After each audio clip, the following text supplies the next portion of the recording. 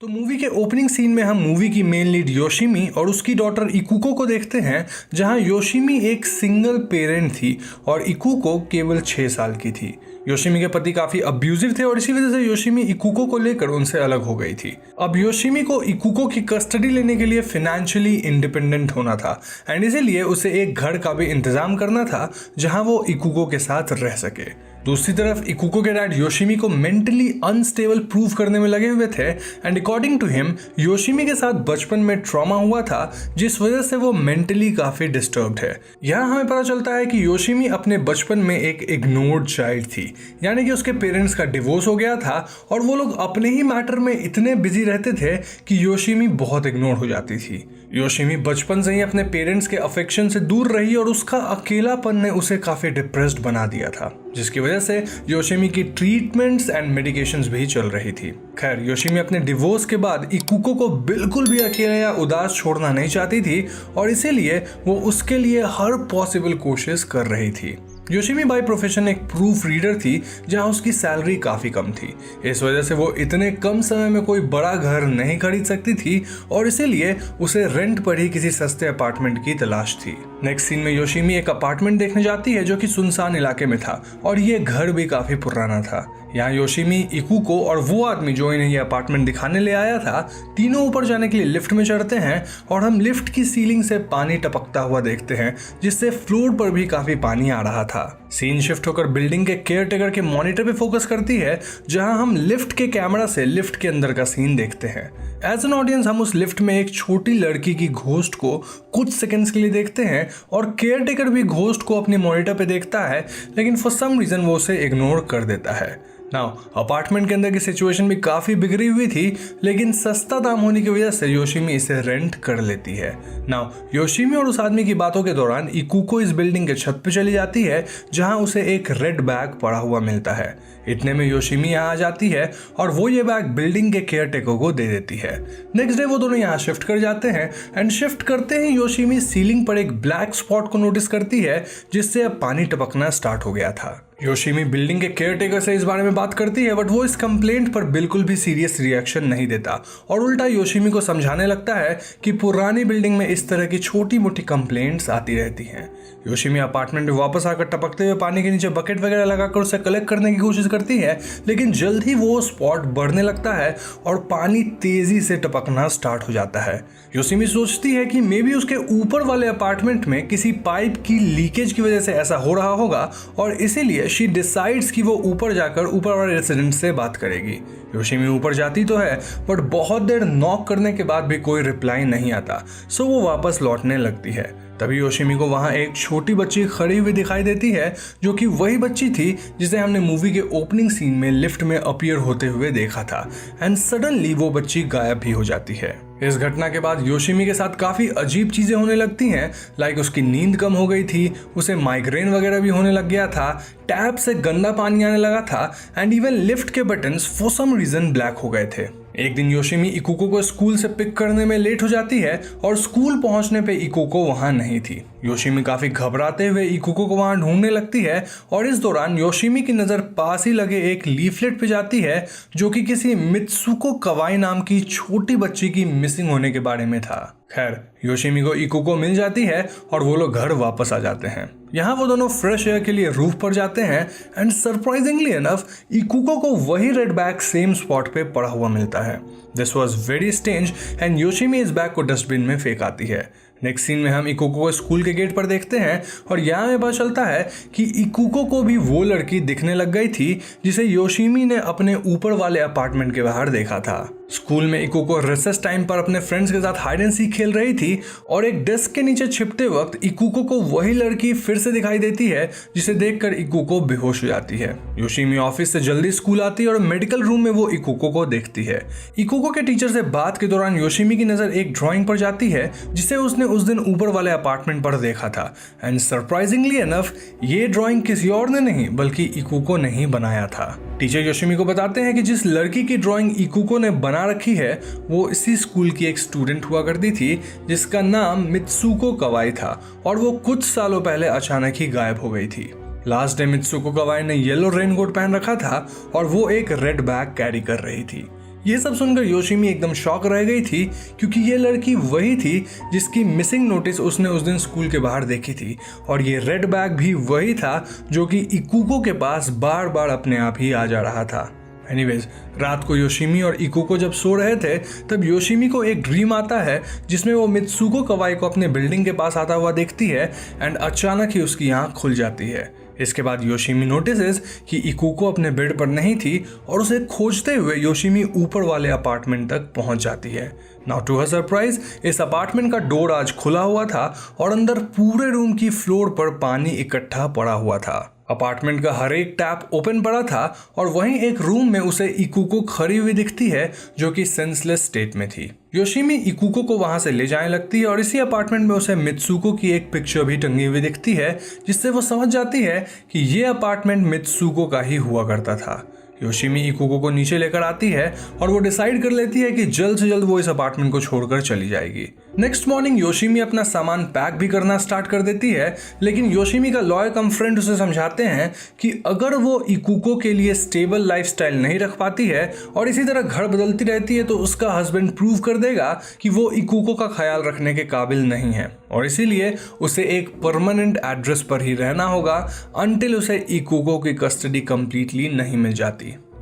Yoshimi का lawyer उसकी help करता है और वो उस बिल्डिंग के केयरटेकर से बात करके योशिमी के अपार्टमेंट को पूरी तरह से रिनोवेट करवा देता है। साथ ही ऊपर वाले अपार्टमेंट के टैप्स वगैरह की भी मरम्मत कराई जाती है जिससे सीलन की प्रॉब्लम दोबारा ना आए। अब हम कुछ दिन आगे का सीन देखते हैं जहाँ हमें पता चलता है कि रिनोवेशन के बाद उनका यहाँ रहना काफ़ी आसान हो गया था। इकुको स्कूल जाने लग गई थी और योशिमी को भी माइग्रेन वगैरह कम ही होते थे।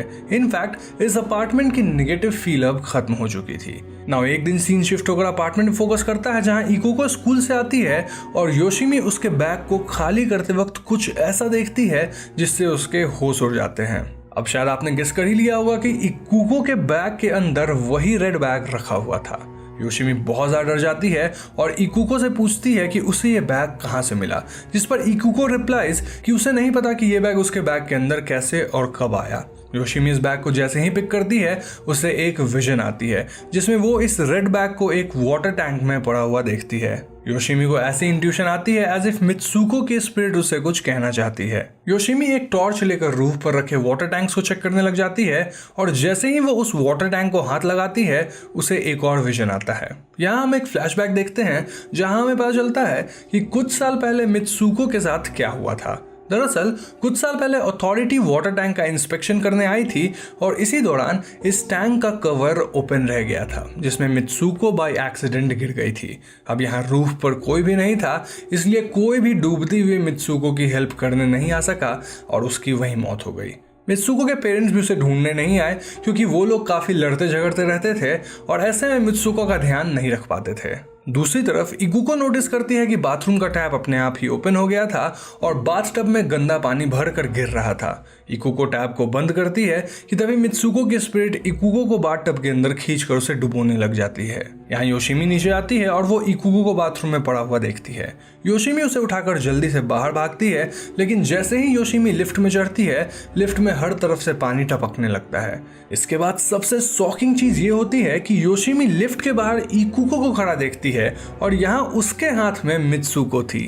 योशिमी समझ जाती है कि मित्सुको उसे यहाँ से जाने नहीं देगी और इसीलिए योशिमी डिसाइड्स कि वो इकुको को बचाने के लिए अपने आप को सैक्रिफाइस कर देगी और इसी के साथ लिफ्ट का डोर बंद हो जाता है। इकुको घबराते हुए लिफ्ट को फॉलो करके ऊपर पहुंचती है, लेकिन लिफ्ट ओपन होते ही उसमें से कुछ नहीं बल्कि ढेर सारा पानी निकलता है। कहानी यहाँ से 10 साल बाद शिफ्ट होती है जहाँ हम इकुको को देखते हैं जो कि अब हाई स्कूल में थी और वो अपने डैड के साथ रह रही थी। इकुको अपने स्कूल से आज उस बिल्डिंग में आती है जहाँ कुछ साल पहले ये सब हुआ था। इस बिल्डिंग में अब कोई भी नहीं रहता था, बट उस अपार्टमेंट में जहाँ योशिमी और वो रहा करते थे वहाँ पहुंचकर इकुको नोटिसेस कि सब कुछ वेल मेंटेन्ड था, एज इफ कोई यहाँ अब भी रह रहा हो। All of a sudden Yoshimi की स्पिरिट यहाँ आती है जिसे देखकर इकुको बहुत खुश हो जाती है। इकुको काफ़ी इमोशनल होकर योशिमी से पूछती है कि क्या वो उसके साथ यहाँ रह सकती है, जिस पर योशिमी पोलाइटली रिप्लाइज कि ऐसा पॉसिबल नहीं है क्योंकि वो अब मित्सुको के साथ रहती है। एज एन ऑडियंस हम इकुको के ठीक पीछे ही मित्सुको के स्पिरिट को देखते हैं। यहाँ से योशिमी की स्पिरिट गायब हो जाती है और इकुको भी वापस घर लौट जाती है, जिसके साथ मूवी भी खत्म हो जाती है। तो दोस्तों ये थी डार्क वाटर की स्टोरी और अब हम और आप मिलकर इस मूवी से रिलेटेड कुछ छोटी बड़ी डिटेल्स पे बातें करेंगे। फर्स्ट ऑफ ऑल, मूवी को लेकर दो मेन थियरीज है। Starting with the first one, Yoshimi और इकुको एक हॉन्टेड बिल्डिंग में शिफ्ट होते हैं जहां मित्सुको नाम की एक बच्चे की डेथ हो गई थी। अब स्टोरी से हमें पता चलता है कि दरअसल मित्सुको एक नेग्लेक्टेड चाइल्ड थी जिसकी वजह से उसे अपने पेरेंट्स का प्यार नहीं मिला था। On the other hand, Yoshimi और इकुको यहाँ मूव इन करते हैं तो मित्सुको को उनका बॉन्ड देखकर उनसे जेलसी होने लग जाती है। योशिमी मित्सुको के साइंस को देखकर समझ जाती है कि वो उसे कुछ बताना चाहती है और योशिमी को मित्सुको की स्टोरी पता चलती है। योशिमी समझ जाती है कि मित्सुको को एक मदर की जरूरत है और वो इकुको को मारकर उसकी जगह लेना चाहती थी। इसीलिए लिफ्ट में योशिमी डिसाइड्स कि वो मित्सुको के साथ चली जाएगी, यानी खुद को सैक्रिफाइस करेगी ताकि इकुको सेफ रह सके। मूवी के एंड में हम देखते हैं कि योशिमी अभी भी इकुको से कनेक्टेड थी, लेकिन वो मित्सुको के साथ ही रह सकती थी। ना दूसरी थियोरी की माने तो मूवी में कोई घोस्ट नहीं थी। दरअसल Yoshimi was herself a neglected child in her childhood और मित्सुको की कहानी was just the symbol of pain and the loneliness जिसमें योशिमी को अपने पूरे चाइल्डहुड में सबमर्ज रहना पड़ा था। योशिमी को धीरे धीरे समझ आ जाता है कि वो अपनी बेटी का ध्यान नहीं रख पाएगी और कहीं ना कहीं उसकी डिस्टर्ब्ड मेंटल स्टेट का इकुको पर भी बुरा असर पड़ेगा। फाइनली वो डिसाइड करती है कि वो इकुको की कस्टडी उसके डैड को ही दे देगी और वो खुद अपने पास्ट को एक्सेप्ट करके अपने पास्ट के साथ ही बाकी की लाइफ स्पेंड करने का डिसाइड करती है। योशिमी अपनी बेटी की लाइफ में हैप्पीनेस और स्टेबिलिटी के लिए खुद की खुशियों को सैक्रिफाइस कर देती है और उससे दूर हो जाती है। तो फिल्म के शुरुआत में हमें एक फैमिली दिखाई जाती है जिसमें बाप, माँ और दो बेटियां थी। फैमिली का माहौल थोड़ा डार्क सा था, जहां दो बेटियों में एक बेटी तो काफी चिल मोड में थी, लेकिन दूसरी बेटी खुद को अपने कमरे में बंद की होती है। माँ बार बार इस दूसरी बेटी को बुला रही होती है खाना खाने के लिए, लेकिन वो कमरे का दरवाजा खोल ही नहीं रही थी। इनफैक्ट वो दरवाजा पे सामान फेंक रही होती है। हम कमरे में कई पैकेट वाले जंक फूड के रैपर्स देखते हैं। साथ ही ये दूसरी बेटी काफी ओवरवेट थी। एक पॉइंट पे दूसरी बेटी एक मेटल रॉड लेके कमरे के बाहर आती है और यहीं पे सीन कट होता है। यहाँ से कहानी कुछ समय आगे बढ़ती है जहाँ एक फैमिली अपने नए घर में मूव इन हो रही है। ये कमी की फैमिली है और इसमें 7 लोग हैं। सबसे पहले पिता आकियो, देन माँ मसाको, ग्रैंडपा कितारो, ग्रैंडमा हारुई, बड़ी बेटी कीको, मिडिल चाइल्ड नोरियो और सबसे छोटा भाई शुन। आकियो अपनी सारी कमाई लगा के ये घर खरीदे थे और ये पूरी फैमिली बहुत खुशहाल परिवार थी। हम समझ पाते हैं कि ग्रैंडमा हारुए को डिमेंशिया था, यानी वो चीजें भूलती रहती थी। अब दोस्तों कुछ ही पलों में हम व्यूअर्स को आइडिया लग जाता है कि ये वही घर है जिसमें हमने मूवी का पहला सीन देखा था। खैर, घर में सभी अपना अपना कमरा चुनते हैं, जहाँ बड़ी बेटी कीको नीचे वाले फ्लोर पे सिंगल रूम लेती है और दोनों भाई नोरियो और शुन ऊपर वाला एक रूम लेते हैं। सेटल होने के बाद पूरी फैमिली साथ में खाना खाती है और हम नोटिस करते हैं कि ग्रैंडमा हारुए बार बार ऊपर देखी जा रही थी, एज इफ वहाँ कोई है। अब उस रात जब कीको अपने कमरे में सो रही होती है तो टीवी अपने आप ऑन होता है और हम कीको के पीछे एक भूतिया आकृति देख पाते हैं। एनीवेज, अगले दिन सभी तैयार होकर अपने अपने काम में लग जाते हैं, लाइक स्कूल जाना, ऑफिस का काम, हाउस वर्क। और यहाँ गौर करने वाली बात ये थी कि कीको और नोरियो काफी थके हुए दिख रहे थे। इसके बाद नोरियो स्कूल जाता है, जहाँ सुमिदा नाम की एक इंट्रोवर्ट लड़की उससे बात करने आती है। सुमिदा नोरियो से पूछती है कि उसके साथ हाल में कुछ गड़बड़ हुआ है क्या, क्योंकि नोरियो काफी थका हुआ दिख रहा था। नोरियो कहता है कि उसकी फैमिली एक नए घर में शिफ्ट हुई है, तो इसी शिफ्टिंग की वजह से शायद थकान आई होगी। बट सुमिदा वाज लाइक कि तुम उस नए घर में सतर्क रहना। अब दोस्तों उस रात कीको के कमरे की टीवी वापस ऑन होती है और हम बहुत क्लियरली एक भूतिया स्पिरिट को देख पाते हैं जो कि कीको का हाथ भी पकड़ती है। कुछ देर बाद ऊपर शुन की नींद खुलती है और वो नीचे जाता है। नीचे वो कीको को ट्रांस वाले हालत में पाता है, जहाँ कीको एकदम से शुन को पकड़ के उसका सर दीवार पे दे मारती है। शुन को इससे चोट आती है और वो रोने लगता है और उसके रोने की आवाज सुन के नोरियो और बाकी सब यहाँ आते हैं। तब तक कीको अपना सर भी दीवार पे पटक ली थी और चोटिल हो चुकी थी। घर वाले तुरंत ही दोनों को हॉस्पिटल ले जाके मरहम पट्टी करवाते हैं। इसी अफरा तफरी के बीच ग्रैंडमा हारुए को फील होता है कि एक इविल स्पिरिट इनके परिवार पे नजर मार रही है। इनफैक्ट एक क्षण के लिए ये स्पिरिट आईने में दिखती भी है। अब अगले दिन स्कूल में नोरियो वापस सुमिदा से मिलता है, जहाँ सुमिदा कहती है कि नोरियो को अपना नया घर छोड़ देना चाहिए। सुमिदा के हिसाब से वो नोरियो के अंदर डार्कनेस देख पा रही है और ये प्रभाव उसी घर का है। उसी दिन जब नोरियो घर वापस आ रहा होता है तो वो अपने घर के बाहर एक नेबर को देखता है जिनका नाम ओरा था। ओरा नोरियो से कह रही होती है कि अगर उसके घर में कोई प्रॉब्लम्स आती है तो ओरा नोरियो को एक आदमी से मिलवा देंगी। ये बात बात नोरियो को बहुत विचित्र लगती है, लेकिन नोरियो इस बात को इग्नोर करता है। अब दोस्तों उस रात से ही घर में कमी की फैमिली की हालत और बिगड़ने लगती है।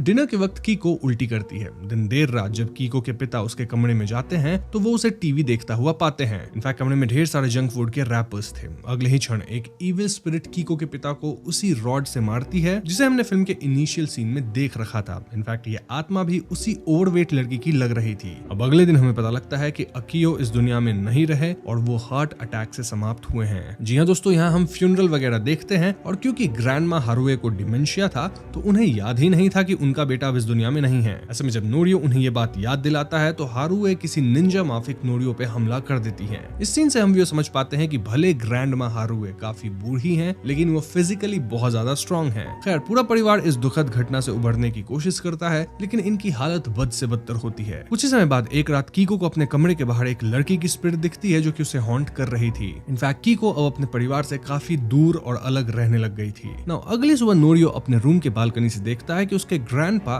गार्डन एरिया में अपने हाथ से जमीन खोद रहे थे। नोरियो तुरंत नीचे उनके पास जाता है और वो पाता है कि ग्रैंडपा की उंगलियां तक चोटिल हो चुकी थी। इस पॉइंट तक बाकी परिवार वाले भी बाहर आते हैं, लेकिन एकदम से ग्रैंडपा वहीं गिर के खत्म हो जाते हैं। जी हाँ दोस्तों, इस परिवार को घर में आए 1 महीना भी नहीं हुआ है और घर के 2 बड़े लोग समाप्त हो चुके हैं। ग्रैंडपा की भी फ्यूनरल वगैरह होती है और हम नोटिस करते हैं कि ग्रैंडमा हारुए अब भी बार बार घर में ऊपर देखती रहती है, एज इफ उन्हें आत्मा महसूस हो रही हो। इसी सब के बीच एक दिन नोरियो सुमिदा से मिलता है और सुमिदा बताती है कि नोरियो के अंदर एक लिटिल गर्ल की आत्मा दिखती है और बहुत ज्यादा डार्कनेस भी है। सुमिदा यहाँ नोरियो का हाथ पकड़ती है और अगले ही क्षण वो नोरियो के इस नए घर में ट्रांसपोर्ट हो गई थी। ऑफ कोर्स फिजिकली नहीं, लेकिन शायद मेंटली वो वहां पहुंची थी। सुमिदा क्लियरली एक लड़की की आत्मा देखती है जो कि उसकी तरफ बढ़ती है और यहाँ हम ग्रैंडमा हारुए को भी देखते हैं। अगले ही क्षण सुमिदा अपने होश में आ जाती है और रियलिटी में तो वो अब भी नोरियो के साथ ही थी। सुमिदा यहाँ उल्टी भी कर देती है। इसके बाद सुमिदा बहुत सीरियसली नोरियो को वार्न करती है कि वो उस घर को जल्द से जल्द छोड़ दे। नोरियो कहता है कि वो खुद घर को छोड़ना चाहता है, लेकिन उसकी माँ इसके लिए अग्री नहीं कर रही। क्यों? क्योंकि ये घर नोरियो के पिता अपने खून पसीने की कमाई से खरीदे थे। साथ ही वो चाहते थे कि उनकी फैमिली इस घर में खुश रहे, इसीलिए उनके जाने के बाद परिवार यहीं रहेगी और हैप्पीनेस ढूंढने की कोशिश करेगी। खैर इसके बाद हम नोरियो को अपनी नेबर ओरा से मिलते देखते हैं, जिनके साथ वो सीक्रेटली डील कर रहा था। कैसी डील? वेल, नोरियो इस घर को बेचना चाह रहा था और ओरा उसके लिए एक सूटेबल बंदा लाने वाली थी जो कि इस घर को ऑक्शन कर देगा। उस रात नोरियो ये बात अपने छोटे भाई शुन को भी बताता है, लेकिन वो शुन को ये बात अपने तक ही रखने को कहता है। खैर देर रात शुन की नींद खुलती है और वो फ्रिज से दूध पीने जाता है। तभी सीढ़ियों पे उसे अपनी बड़ी बहन कीको दिखती है। शुन वहां जाता है, लेकिन एकदम से कीको गायब होती है। अगले ही क्षण हम शुन की बॉडी को दीवार से टकरा के सीढ़ियों पे गिरते देखते हैं। फिर अचानक उसकी बॉडी गायब होती है। फिर कीको दिखती है। देन कीको और शुन दोनों दिखते हैं एज इफ दोनों पजेस्ड हैं। वहीं नोरियो को ऐसा लगता है मानो शुन उसे बुला रहा हो और ऐसे में नोरियो की नींद खुलती है। वो नीचे जाता है और उसे बार बार अपने भाई शुन की पुकारने की आवाज आ रही थी। अभी एकदम से हम देखते हैं कि ऊपर वाले फ्लोर से शुन नीचे गिरता है, जिससे वो समाप्त हो जाता है। इससे पहले नोरियो को समझ कर रिएक्ट करता, उसके सामने कीको आती है और वो उसे एक बेसबॉल बैट से पीटने लगती है। नोरियो किसी तरह डिफेंड करके कीको से बेसबॉल बैट छीनता है, लेकिन कीको चाकू उठा लेती है। पहले वो इससे नोरियो को डराती है, लेकिन एकदम से वो इस चाकू की मदद से खुद के गर्दन पे प्रहार करके समाप्त हो जाती है। इसी सब के बीच नोरियो की माँ आती है जो कि रो रही होती है, लेकिन वो एकदम शांत थी, एज इफ कोई रिएक्शन ही अंदर से ना आ रहा हो। फिर वो एक कमरे में जाती है और एक रस्सी से गलत करके समाप्त हो जाती है। इसके बाद घर की स्पिरिट नोरियो के पीछे भी आती है, लेकिन एकदम से ग्रैंडमा किसी निंजा की तरह बीच में आके नोरियो को बचाती है। सो बेसिकली एक ही रात में फैमिली के 3 मेंबर्स नहीं बचे और अब इस फैमिली में बस नोरियो और ग्रैंडमा बची थी। इस पॉइंट पे दोस्तों हम ग्रैंडमा का एक नया अवतार देखते हैं। आई मीन यूजुअली वो डिमेंशिया के कारण खोई रहती थी, व्हील चेयर पे रहती थी, एकदम कमजोर दिखती थी, लेकिन अब वो एकदम कंट्रोल में आ गई थी, सेइंग कि अब उनका दिमाग काम करने लगा है। वो किसी वॉरियर की तरह चार्ज लेती हैं, सेइंग कि वो स्पिरिट को सबक सिखाएंगी। खैर अगली सुबह तक यहाँ पुलिस वगैरह आ गई थी और यहाँ नॉर्मल प्रोसीजर वाली पूछताछ होती है। इस सब के बाद ग्रैंडमा एकदम रॉकिंग अवतार में आती है, जहाँ वो नोरियो को लेके वापस घर जाती है। वो कहती है कि हमें पहले घर को क्लीन करना होगा, क्योंकि घर हमारे शरीर की तरह है जिसे क्लीन रखना जरूरी है। देन वो नोरियो को पेट भर के खाने कहती है, क्योंकि food is power of life. वो नोरियो से पूरा घर साफ करवाती है। देन कहती है कि कल से नोरियो की ट्रेनिंग शुरू होगी। अगली सुबह से हम नोरियो को ट्रेन करते देखते हैं, जहाँ वो रनिंग कर रहा था, एक्सरसाइज कर रहा था, पुशअप्स कर रहा था एंड ऑल दैट। ग्रैंडमा उसे ठूस ठूस के खिलाती, देन एक्सरसाइज करवाती, क्लीनिंग करवाती एंड फाइनली सोने देती ताकि वो रिकवर कर सके। वो कहती है कि नोरियो को अपने सभी परिवार वालों के खत्म होने को भूलना होगा और खुद को स्ट्रॉन्ग बनाना होगा। एक दिन नोरियो देखता है कि गार्डन में ग्रैंडमा ठीक उसी जगह पे खोद रही होती है जहां ग्रैंडपा खोद रहे थे। नोरियो फौरन नीचे जाता है और पाता है कि ग्रैंडमा ओके हैं हैं, वो तो एक्चुअली में इस जगह पे कुछ ढूंढ रही हैं। हाँ, खुदाई करके इन्हें यहाँ एक बैग मिलता है, देन शूज कुछ मिलते हैं एंड फाइनली एक इंसानी खोपड़ी मिलती है। इसे देख ग्रैंडमा कहती है कि मेन डिश हैज अपीयर्ड। तो मिले हुए सामान को चेक करने पे इन्हें पता चलता है कि ये सब किसी सायूरी नामक लड़की की है। इनफैक्ट ये खोपड़ी भी उसी की होगी। ये लड़की इसी घर में रहती होगी और उसके साथ कुछ बुरा हुआ होगा, जिसके कारण अब वो स्पिरिट बन के बदला ले रही है। तभी इनके सामने हम सायूरी की आत्मा को आते देखते हैं और ग्रैंडमा उससे एक जरा भी नहीं डरती। रादर वो सायूरी को भी धमकी देती है और उसे अगली बोलती है। इनफैक्ट वो सायूरी के स्पिरिट बॉडी के आर पार भी जाती है। नोरियो भी ग्रैंडमा से इंस्पायर होकर डरना बंद करता है और स्पिरिट से चीयर अप करने कहता है। ऐसा करने से आत्मा वापस चली जाती है और हम समझ पाते हैं कि कैसे मेंटली और फिजिकली स्ट्रांग होने से सायूरी आपको ज्यादा हानि नहीं पहुंचा सकती। यहाँ ग्रैंडमा हंसती है, सेइंग कि जब लिविंग पीपल के अंदर भी स्पिरिट्स को खत्म करने का जुनून हो या किसी तरह का ग्रज हो तो आत्माएं भी लिविंग लोगों से डरने लगती है। एनीवेज, अगले दिन नेबर ओरा अपने साथ एक आदमी लेके आई थी जो कि नोरियो के घर को ऑक्शन करने आया था। अगर आपको याद हो तो नोरियो ओरा से इस बारे में बात कर रखा था, लेकिन दोस्तों अब तो नोरियो स्ट्रांग हो गया था और वो इस घर को बेचना नहीं चाहता था। ग्रैंडमा यहाँ ना सिर्फ ओरा को भला बुरा कहती है बल्कि ऑक्शन करने आए आदमी को भी पीट देती है। जाहिर सी बात है कि अगर घर ऑक्शन होता तो इन्हें प्राइस काफी कम मिलता। तो हाँ, ग्रैंडमा इस चीज को अवॉइड कर दी थी। इस कारण से ओरा और वो आदमी भाग जाते हैं। वहीं स्कूल में नोरियो अब एकदम खुश दिख रहा था। इनफैक्ट सुमिदा भी कहती है कि नोरियो के अंदर जो डार्कनेस दिखती थी ना, वो कहीं ना कहीं कम हो गई है। वहीं घर पे ग्रैंडमा एक डिटेक्टिव की मदद से सायूरी के फैमिली के बारे में पता लगाने लग गई थी। सायूरी की आत्मा यहाँ ग्रैंडमा को ग्रैंडपा दिखा के विचलित करने की कोशिश करती है, जहाँ सायूरी ग्रैंडपा पे रॉड से हमला कर रही थी। लेकिन ग्रैंडमा इतनी बैडएस थी कि वो सायूरी को ही ऑल द बेस्ट बोल के सिगरेट पीने लगती है। अब उस रात ग्रैंडमा नोरियो से कहती है कि वो किसी काम से बाहर जा रही है और नोरियो को अकेले घर में रहना होगा। वो नोरियो को स्ट्रांग रहने और ना डरने को कहती है। तो ग्रैंडमा के जाने के बाद नोरियो अपनी ट्रेनिंग को याद करता है और अकेले घर में टीवी देखने लगता है। तभी सायूरी लाइट्स ऑन ऑफ करती है, टीवी में स्टैटिक लाइन लगती है और नोरियो उसे डांट देता है, सेइंग कि ये सब नाटक मत करो। क्लियरली नोरियो काफी स्ट्रांग हो चुका था और वो सायूरी से बिल्कुल भी नहीं डर रहा था। लेकिन सायूरी यहाँ नोरियो को उसके छोटे भाई शुन के समाप्त होने वाला नजारा दिखाने लगती है, जिससे नोरियो की हिम्मत टूटने लगती है। वहीं दूसरी तरफ सुमिदा नोरियो को कॉल कर रही थी, लेकिन नोरियो कॉल नहीं उठा रहा था, इसीलिए वो भागते हुए नोरियो के घर आती है। वो नोरियो को सपने में तड़पता पाती है और इसलिए वो नोरियो को उठाती है। यानी कि दोस्तों सायूरी नोरियो को शुन के खत्म होने वाला सीन सपने में दिखा रही थी। नोरियो उठ के तुरंत खुद को संभालता है और सुमिदा उसे यहाँ से निकल के उसके घर चलने को कहती है, लेकिन नोरियो इस घर से बाहर जाने से मना कर देता है, सेइंग कि वो सायूरी को फेस करेगा नो मैटर व्हाट। तभी एकदम से सायूरी की आत्मा आती है और वो सुमिदा को लेकर गायब हो जाती है। जी हाँ दोस्तों, इससे नोरियो बहुत डर जाता है और वो चिल्ला के घर के बाहर भागता है। तभी बाहर ग्रैंडमा भी वापस आ गई थी और नोरियो उन्हें सब बताता है। ग्रैंडमा नोरियो से पूछती है कि क्या वो सुमिदा से प्यार करता है, जिसके जवाब में नोरियो हाँ कहता है। फिर ग्रैंडमा कहती है कि हम मिलकर सुमिदा को बचाएंगे और नोरियो को सबसे पहले डरना बंद करना होगा। इसके बाद ग्रैंडमा नोरियो को अपने कार की डिक्की खोल के दिखाती है, जिसमें 3 लोग बंधे पड़े थे। नोरियो की मदद से ग्रैंडमा इन तीनों को घर के अंदर लाती है और हम व्यूअर्स को पता चलता है कि ये तीनों और कोई नहीं बल्कि सायूरी के परिवार वाले थे। जी हाँ, उसके पिता, उसकी माँ और उसकी बहन। इन्हीं को किडनैप करने के लिए ग्रैंडमा बाहर गई थी और डिटेक्टिव से हेल्प भी ले रही थी ताकि इनके बारे में पता चल सके, इनका नया लोकेशन, नया घर पता चल सके। और रही बात की ग्रैंडमा अकेले कैसे इन तीनों को पकड़ ली, तो वेल अपने जमाने में ग्रैंडमा इतनी बैडएस थी कि एक साथ 5 लोगों को संभाल सकती थी। जो भी हो, ग्रैंडमा यहाँ सायूरी के परिवार वालों को टॉर्चर करना शुरू करती है, सेइंग कि ये लोग ही सायूरी के साथ गलत किए, उसे खत्म किए, फिर गार्डन में दफना दिए इन दिस हाउस। इसलिए सायूरी सबसे बदला ले रही है, जिस चक्कर में ग्रैंडमा के घर के सदस्य खत्म हुए। इन शॉर्ट, ग्रैंडमा यहाँ अपने परिवार वालों के खत्म होने का ब्लेम सायूरी पे नहीं बल्कि उसके फैमिली पे डाल रहे थे। ग्रैंडमा सायूरी के पिता, माँ और बहन तीनों को बहुत पीटती हैं और फाइनली हम यहाँ सायूरी की स्पिरिट को आते देखते हैं, जिसके थ्रू हमें सायूरी की कहानी पता लगती है। तो सायूरी के पिता एक घटिया इंसान थे जिनकी सोच बहुत ही गंदी थी। वो मानते थे कि अगर घर में सभी को हमेशा खुश रहना है तो घर के एक सदस्य को सबके हिस्से का दुख झेलना पड़ता है, और परिवार में दुख प्राप्त करने वाला सदस्य वो सायूरी को बना दिए थे। यानी कि वो सायूरी को मारते पीटते, वहीं परिवार के बाकी लोग एकदम खुश रहते। फिल्म में हमें यह भी हिंट किया गया है कि सायूरी के पिता उसके साथ गलत भी करते थे और ये सब बात सायूरी की माँ को पता था। स्टिल वो सायूरी की कोई मदद नहीं करती थी। गुस्से में सायूरी एक दिन अपना बाल काट लेती है क्योंकि उसके पिता कहते थे कि सायूरी के बाल बहुत अच्छे हैं। फिर स्ट्रेस में सायूरी ओवर ईट करने लगी, हमेशा जंक खाने लगी। उसके रूम में हमेशा जंक के रैपर्स रहते, जिस कारण से कुछ सालों बाद वो बहुत ज्यादा मोटी हो गई थी। हाँ दोस्तों, फिल्म में हमें 2 आत्माएं हमेशा दिखती थी, एक पतली और एक थोड़ी ओवरवेट थी। तो ये दोनों ही सायूरी थी, जस्ट दैट डिफरेंट सायूरी। एक जब वो ठीक थी, पतली थी, और एक जब वो स्ट्रेस में आके ओवर ईट करके ट्रांसफॉर्म हो गई थी। सायूरी के पिता एक रॉड से उसे मारते पीटते थे और इस रॉड को हम फिल्म में कई बार देख भी पाए हैं। ऐसे में एक दिन सायूरी गुस्से में अपनी माँ पे ही हमला कर देती है और ये वही सीन है दोस्तों जिसे हम फिल्म के स्टार्ट में देखे थे। ऐसे में सायूरी की बहन और उसके पिता सायूरी को पीटने लगते हैं और अंततः उसे खत्म ही कर देते हैं। फिर ये लोग सायूरी के सामान और लाश को वहीं गार्डन में दफना दिए थे। सो यस, ये थी सायूरी की दर्द भरी बैक स्टोरी और सायूरी की फैमिली तो खुशी से अपनी जिंदगी कहीं और बिता रहे थे, ऑल्दो सायूरी नहीं बची।